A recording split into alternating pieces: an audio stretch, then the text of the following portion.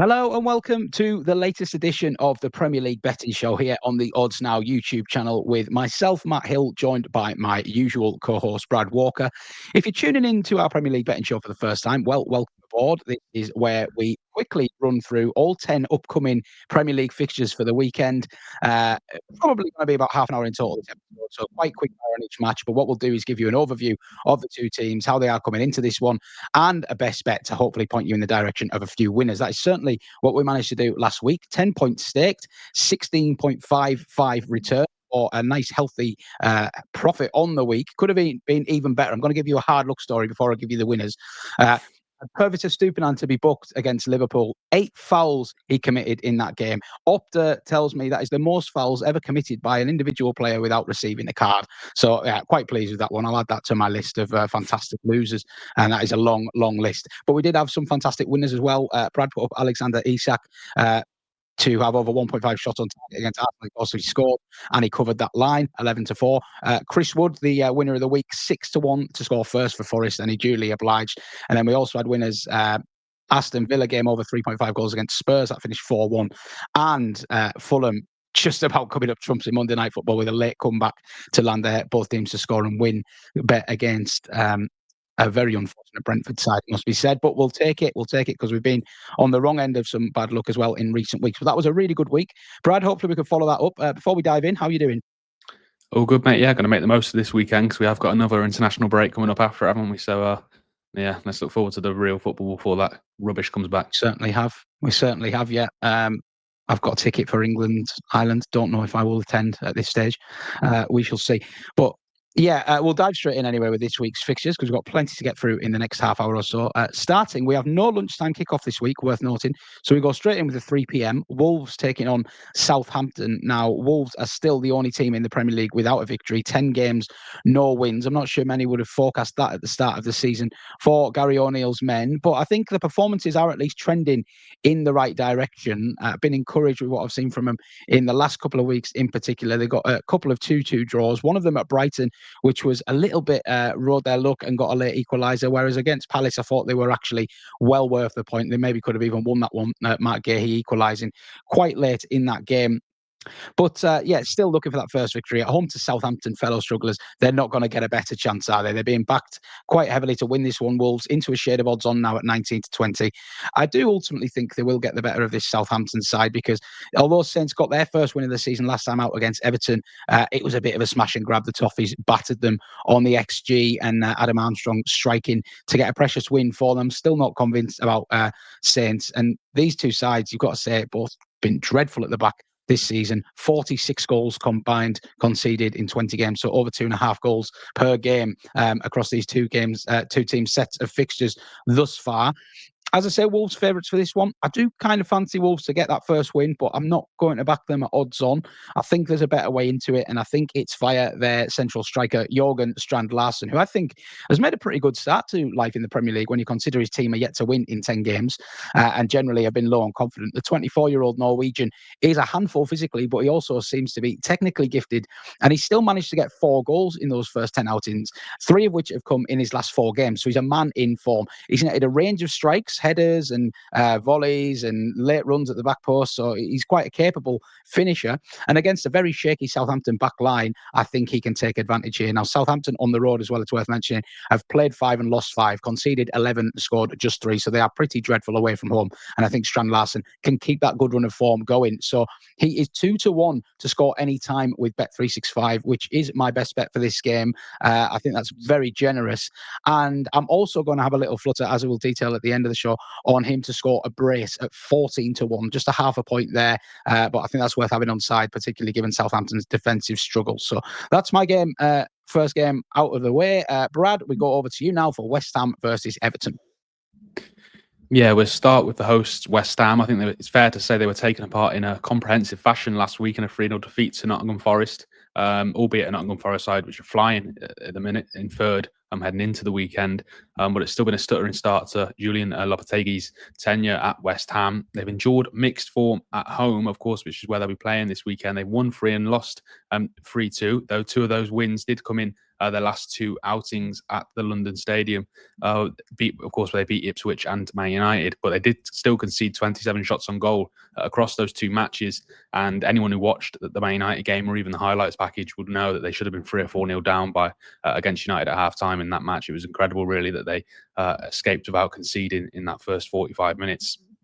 And moving on to Everton, they've picked up in recent weeks after a miserable start to the season, but they did suffer a disappointing 1-0 loss at Southampton last weekend. That was their first defeat in 5 matches in the Premier League, and these 2 sides did share the spoils in the 2 fixtures that they played against each other last season. Everton won 1-0 at the London Stadium in October, before suffering a 3-1 home defeat to West Ham at Goodison Park in the following March. West Ham overall, though, have had slightly better luck in this fixture in recent years. They've won 5 of their last 8 against Everton in the Premier League, but they've only won 2 of their last 6 at home against them. Everton won 3 of those games, and the other one ended in a draw. West Ham will also be without Mohamed Kudus again, whose 3-match ban was extended to 5 following his red card versus Spurs a few weeks back for violent conduct. With all this in mind, an Everton win certainly wouldn't surprise me, but I'm not quite willing to back that. Instead, I'm going to go down the cards line, I think, for this one in terms of picking out a best bet. West Ham's last 3 Premier League matches, they've all, I think it's fair to say, been marred by a lack of discipline. They've seen 2 red cards during that period, 2 Kudus and Alvarez, of course, who was sent off against Nottingham Forest last week. And they've also had at least 3 cards in total in all of their last 3 matches in the Premier League. And their last 2 home matches against United, they had 5 cards, and Ipswich they had 4. So I think it's very fair when you consider all of that, then to get over 2.5 West Ham bookings at 9-4 with midnight. I think could be also a very physical game, particularly in the middle of the park, and also highly charged too, with both sides needing a result after difficult results last weekend. So yeah, that's where I'll be placing my money for this one, Matt. Over 2.5 West Ham bookings at 9-4 with midnight. Yeah, I like it. And we often see discipline the first thing to go when there's a little bit of a sinking ship. And it's maybe a bit early to say that for Julian Lopetegui, but I do think he's really under pressure now. Some rotten beatings for West Ham in recent weeks. Back to me then for Brentford versus Bournemouth. 2 teams that I am a big fan of, I must say, on a personal note, and generally like to be with. But I do have some kind of preconceived notions about these 2 sides, though. Actually, when I dive into the stats, it turns out that they do kind of back them up. So Bournemouth, firstly, are a side that I would consider to be one of the most underrated in the division. And I do think when they play well, they are capable of beating anybody. I'm not sure that's so much of a secret anymore after they've recorded back-to-back home victories over Arsenal and Manchester City. The cat's probably out of the bag there. In between that, they had a draw with Aston Villa, which is also a credible result. Although I will say their away form is not anywhere near their home form. And that's a similarity that they have with Brentford, who are the most extreme example of that. Brentford obviously lost very late at Fulham in painful circumstances. They were 1-0 up going into added time and somehow conceived to lose 2-1. That took their away record this year to played 5, lost 5. Where all 13 of their points have come at home. But at home, 13 points out of 15, they are the best side in the division. So it's literally the best side in the division at home, the worst side in the division away from home after 10 games. Now, obviously, we've had a lot of money come for Bournemouth off the back of those wins over Arsenal and Manchester City. But as I say, if you actually delve into the Cherries away record, it's not particularly good. They smash and grabbed the draw against Villa, but they were really second best in that game. They also, if you remember, had a late show against an Everton side who were 2-0 up and contrived to lose 3-2 at Goodison Park. They were well beaten by Liverpool at Anfield, and they also lost at Leicester, which is a very disappointing result. So this is quite a simple equation, really. Bournemouth, I think, are being overbet a little bit because of their efforts against Arsenal and Man City, but they're not very good on their travels. Brentford, on the other hand, are excellent in West London. So I'm going to keep it simple. Brentford drifted out to 6-4 at the time of speaking. That is too big for me on their home patch. So I'm going to keep it simple and back Brentford to get the better of their fellow mid-tablers.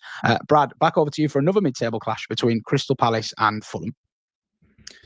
Yeah, Crystal Palace's form has really picked up in recent weeks as well, hasn't it? After a tough start, they're unbeaten in their last 3 in all competitions now, a run which started with wins over Tottenham in the league and then Aston Villa in the Carabao Cup, and was then followed by a 2-2 draw at Wolves last weekend. They initially took the lead in that game before finding themselves 2-1 down, only for their captain, Mark Gahey, to equalise for the Eagles. I think it's fair to say that's much improved on their first 8 matches, 5 of which did end in defeat as well. But they have been hit by injuries to key players in the last 7 days, though. Both Eberechi Eze and Adam Wharton are out for a month following the win at Villa in the Cup last week. They joined the likes of Jefferson Lerma on the injury table. Midfielder Will Hughes is also suspended for receiving 5 yellow cards so far this season.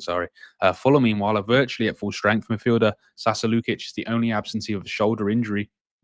They also ended a 3-match winless streak with a dramatic win against Brentford, as you touched upon just then, Matt, on Monday. Marco Silva's side trailing 1-0 heading into injury time before 2 late strikes from Harry Wilson turned the tide and won them all 3 points there. Remarkably, they're only 3 points from a spot in the top 4 heading into the match at Selhurst Park, Fulham, although it is very, very tight in that top half of the table between the top 4 places and the position that Fulham and Crystal Palace find themselves in. I think it's a tough match to call this, really. Crystal Palace have picked up recently, as I said, but they are hampered by injuries, and they're also about a win in their last 5 versus Fulham, although the last 3 matches between these two did all end in a draw. Fulham's record on the road, I also think, is a bit deceiving. 2 of their 5 away matches have ended in defeat on the road. They've only won once, I believe. But if you look at those 2 losses, they were to Manchester United and Manchester City. They lost late at Old Trafford on Matchday 1 in a game they could easily have taken something from. And they also pushed champions Man City all the way in that 3-2 defeat not too long ago. I think better finishing could have seen them leave with at least a point that day. They were also seconds away from securing all 3 points versus Everton last time out on the road, but for a late equaliser in stoppage time to mean that they only left with 1 point to their name.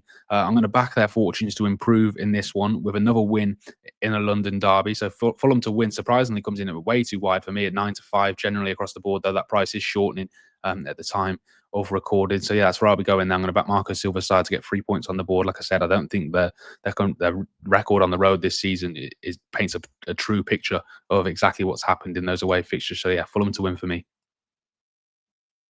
Yeah, I think you make a good case there, particularly with the absence of Eze. I think that's a massive loss for Palace, and they might feel it again over the next few weeks.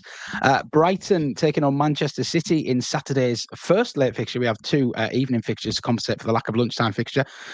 City, well, they're in a relative crisis by their standards, aren't they? They've lost 3 in a row in all competitions. That does not happen very often, although I will say it does seem to happen at least once a season, and there's a big panic, and then suddenly it's all back to normal. So I won't be jumping to any conclusions just yet, but we do have to be a little bit concerned, don't we? Pep Guardiola has referenced the injury problems he's got in his quality-laden squad.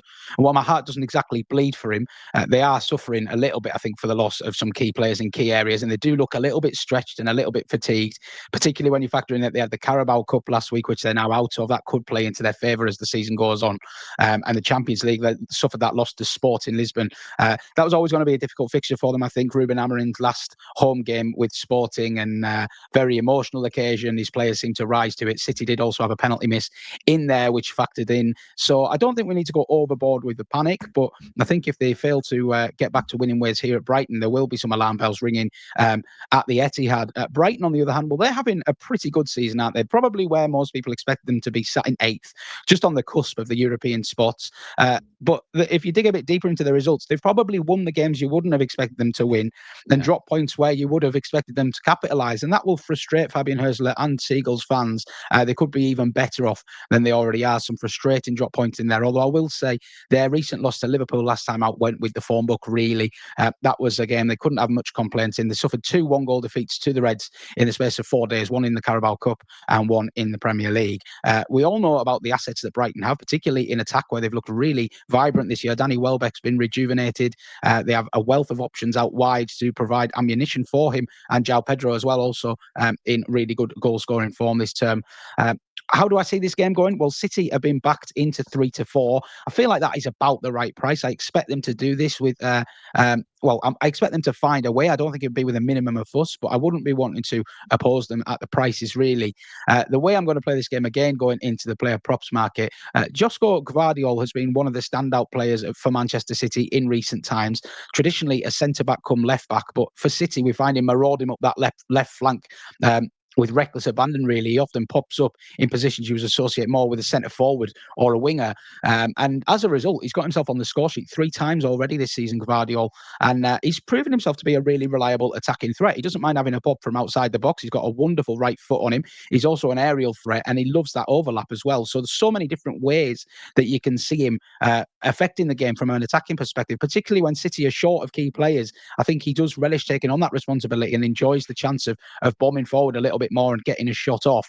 Now, Gvardiol has had a shot on target in 4 of his last 5 Premier League matches, and I don't think this is a flash in the pan. I just think this is a defender who absolutely loves to attack. And like I said, on good goal scoring form as well. So I expect him to be pulling the trigger at the Amex again. I was amazed to see that he is to have 1 or more shots on target. He's currently 5-2 with BetMGM. This bet is more like 6-4, 13-8 in a lot of places. So it does look like a bit of a rick, a bit of a wrong price, and I think it will go quite quickly. So take it while you can, really, because he's shown himself to be a very reliable operator in terms of getting his shots away. And I'm happy to chance him again here at a generous 5-2. As I mentioned, there is another late game on Saturday. Brad, it's Liverpool versus Aston Villa. The Reds clear at the top of the table. Can they keep it going against a Villa side who, like City, have just suffered a little bit of an unexpected slump in the last couple of outings? Yeah, absolutely. We're start of Arne Slot's side, who are absolutely flying, sitting pretty at the top of the Premier League and the Champions League heading into the match at Anfield this weekend. It's been a near perfect start, hasn't it, to the Dutchman's start? First season, at Anfield. But they were made to work hard for 3 points last weekend against Brighton. They enjoyed a torrid first half, really. They were losing 1-0, but in reality, it could have been much worse. They were much improved in the second stanza, which has been a recurring theme, really, this season for Liverpool. They're also drawing 0-0 versus Leverkusen at halftime in the Champions League midweek before 4 goals in the second half and secured a 4-0 win for them there. The recent record against Aston Villa suggests another win could be on the cards for them here. They've won 5 of their last 6 against Villa at Anfield, and there's one man who particularly enjoys playing the Midlanders, and that is Mo Salah, who has 10 goal contributions in 11 games against Villa heading into this one. He scored in Liverpool's 3-0 win against Villa as well in this fixture last season, and he's been in incredible form so far this term. He already has 18 goals and assists in all competitions so far for the Reds. He's at the heart of everything Liverpool do. He's also registered at least 1 shot on target in all of his last 5 Premier League appearances, and he's had 2 or more shots on target in 3 of those 5, including the win over Brighton last weekend. So I think getting him at 7-5 to have over 1.5 shots on target again is a very, very fair price for me there. That comes in with multiple sports books, but it's not going to be the only bet that I put up for this game. Liverpool, they may have conceded the fewest amount of goals in the Premier League so far this season with 6, and they also have the lowest expected goals against with 8.1, but they do tend to give corners away, particularly at home. Each of their last 3 home outings have seen the opposition register 5 or more corners. Brighton had 7 last week, Chelsea had 5 a few weeks ago, and Bournemouth, who were pretty comfortably beaten by Liverpool in a 3-0 defeat last month, they still managed 9 at Anfield. And so therefore I was very, very surprised to see Aston Villa come in 11-8 to have over 4.5 plus corners this weekend. That again comes in with multiple sports books. I think that's very, very fair odds against to get them at that price when you consider all the factors that I've just laid out there. So they're going to be my 2 bets for that, Matt. There's going to be Mohamed Salah over 1.5 shots on target at 7-5 generally, and Villa over 4.5 corners at 11-8 generally. I think there's plenty of value in both of those prices. Yeah, it certainly seems that way. The corner bet is an interesting one, and Salah, well, he's just ever reliable, isn't he? He really is. On to Sunday then. 4 games coming to you on Sunday, 3 of them at 2 p.m. And the first we're going to cover is Manchester United taking on Leicester.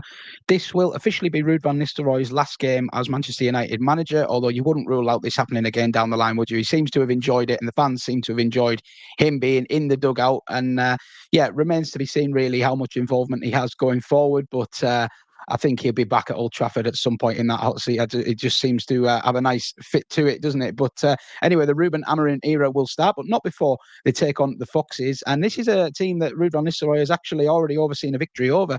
They played them in the Carabao Cup just over a week ago in his first game in interim charge, and they won 5-2, putting 4 past Leicester in the first half. So he'll be hopeful of a repeat there. Leicester, to be fair to them, that was out of character, that beating, because they have made all of their games so far since return to the Premier League quite competitive on the whole. 8 of the 10 games have been either draws or decided by a solitary goal. So they're keeping things tight, sometimes on the wrong end of fine margins, it must be said. But, they'll be encouraged, I think, the way that they've competed so far in their Premier League return, because not many people, us included, held out much hope for Leicester in terms of, putting a big fight up against relegation, given all the chaos they'd had off the pitch.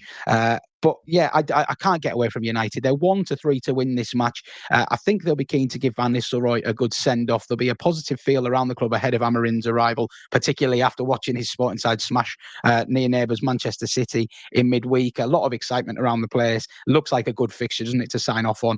I can't be taking that 1-3. But interestingly, Leicester have scored in all 10 of their Premier League matches so far. They're one of a very few select group of teams to do that.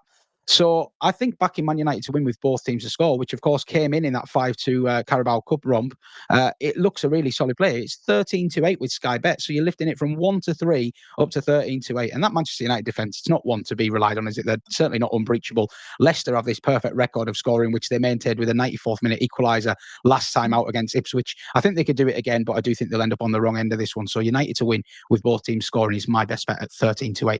Brad is going to look at high-flying Nottingham Forest's home clash with Newcastle, who are probably a little bit underwhelmed with where they are in the table at the moment.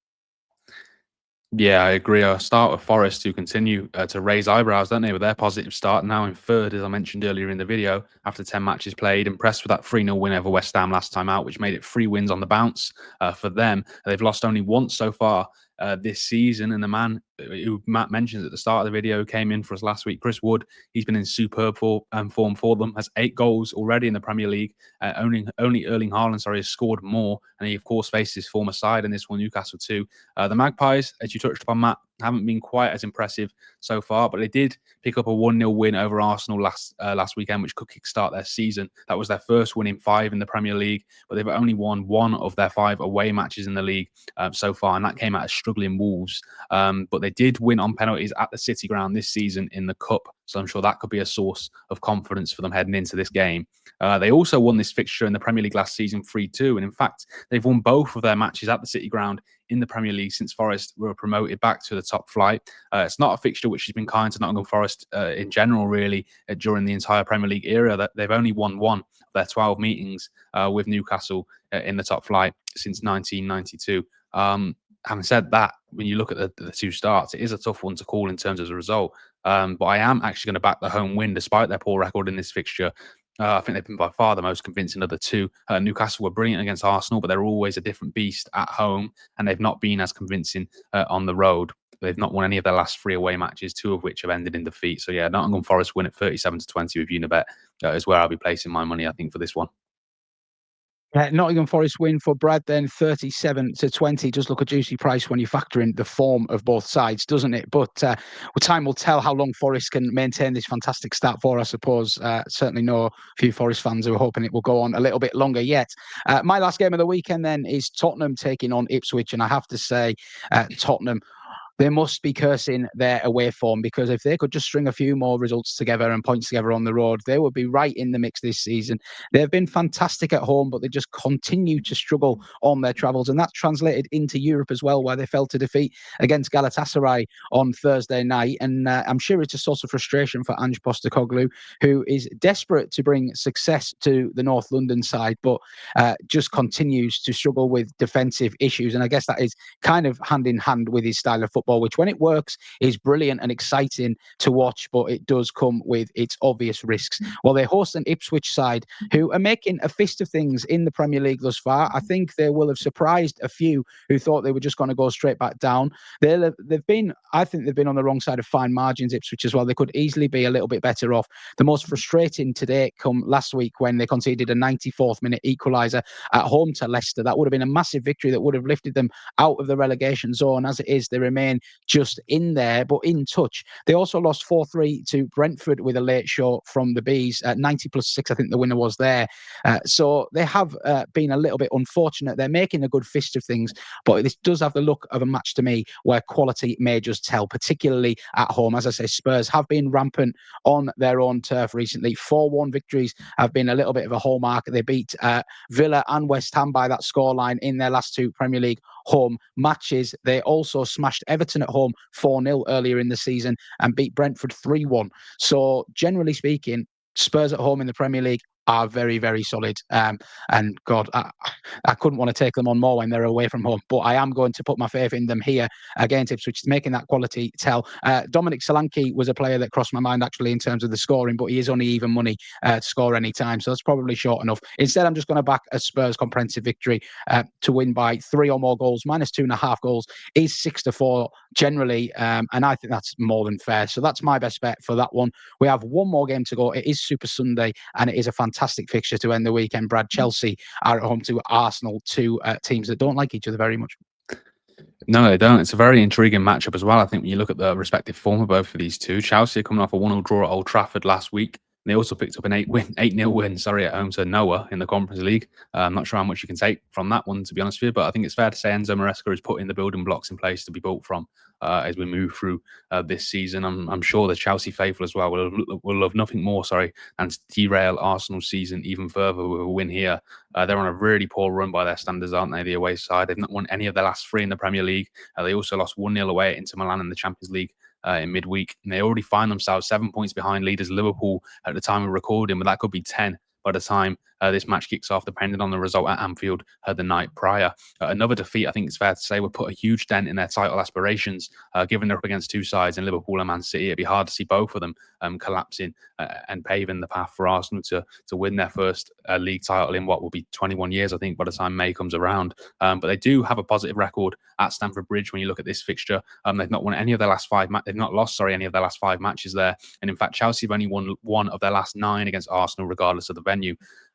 Having said that, a home win wouldn't surprise me at all when you consider Chelsea's promising form at times, I think, this season and the poor run that Arsenal are currently on. But I am going to stay away from picking a result because I also won't be surprised to see Arsenal go there and lay down a marker and get back to winning ways in this one to kind of confirm that they're not out of the title picture just yet. So instead, I'm going to go down the player prop line. I think Cole Palmer has predictably stolen all the headlines for Chelsea so far this term. He already has 7 goals and 5 assists in the Premier League heading into this one. But he's not the man I'm going to focus on here. I'm going to instead shine the spotlight down on Chelsea striker Nicholas Jackson. Since last season, he has been involved in more goals in London derbies than any other player, scoring 10 and assisting 2. He also scored in 2 of scored in 2 of Chelsea's 4 home matches this season. Arsenal are uncharacteristically leaking goals lately. They've not kept a clean sheet in the league in their last 6, and therefore I'm going to back the Chelsea striker to capitalise. He already is showing signs and improvements from last season. I think to get him to score or assist at 33-20 with multiple sportsbooks is a very, very fair price indeed in what will, like I said, should be a very, very intriguing match down in the capital. Yeah, Nicholas Jackson, probably a contender for most improved player this season, I would say. Certainly has caught me off guard how well he's done. Fair play to him. But yeah, Arsenal, God, they touched even money in a couple of places to win the Premier League at the start of last month. Just shows how quickly things can start to unravel if they do lose this game. I dread to think what price they'll be out to. They're already at 4-1 to win the title. Could be looking at double figures if they lose and results go against them. Yeah, things can unravel quickly indeed. So there we go then. Half an hour into the show, we've covered all 10 games. All that remains is for us to summarise our best bets. I will put mine up first. So Jurgen Strand Larsen to score any time for Wolves 2-1. I'm also going to have a little go on the brace at 14-1, just half a point there, because I think the Southampton defence is there to be got at, to be honest. Brentford to beat Bournemouth. I think the key there is Brentford's home form and Bournemouth's shoddy away form. 6-4 looks fair. Guardiola's probably my best bet of the week. 5-2 to have a shot on target against Brighton. He's done that in 4 of his last 5 matches. Man United to win with both teams to score to send Ruud van Nistelrooy off in style. 13-8, and Tottenham to get the better of Ipswich. -2.5 goals is 6-4 for a Spurs side. Very good at home. Brad's best bet, well, he's pointed out West Ham's poor discipline. He wants them to get over 2.5 bookings. 9-4 available for that one with midnight. Does look big. Fulham to beat a Crystal Palace side missing some key players is 9-5. Mo Salah over 1.5 shots on target is his best bet for Liverpool. Aston Villa, although he also flagged up the Villa corners. 4.5 corners or more, 11-8. That has landed in the last 3 Liverpool home matches. Nottingham Forest to continue their good run and get the better of Newcastle, just shy of 2-1 with Unibet. And Nicholas Jackson, the man of the moment, to score or assist against Arsenal, 33-20. Brad, final word from you then, mate. What is your best bet of the weekend? I don't think you can turn down that Villa corners line when you consider the track record in their last few Liverpool home games. That'll be where I'll be going, I think, out of all them. Okay. Yeah, interesting. Like it. Well, we'll have to wait and see how that one goes. Let us know what you're backing in the Premier League this weekend. We'd love to hear from you. And if you enjoyed the video, please do give us a thumb up and please do consider subscribing to the Odds Now YouTube channel as we look to produce more sports betting insight for you over the days and weeks ahead. Thanks for watching, and we'll see you again very soon.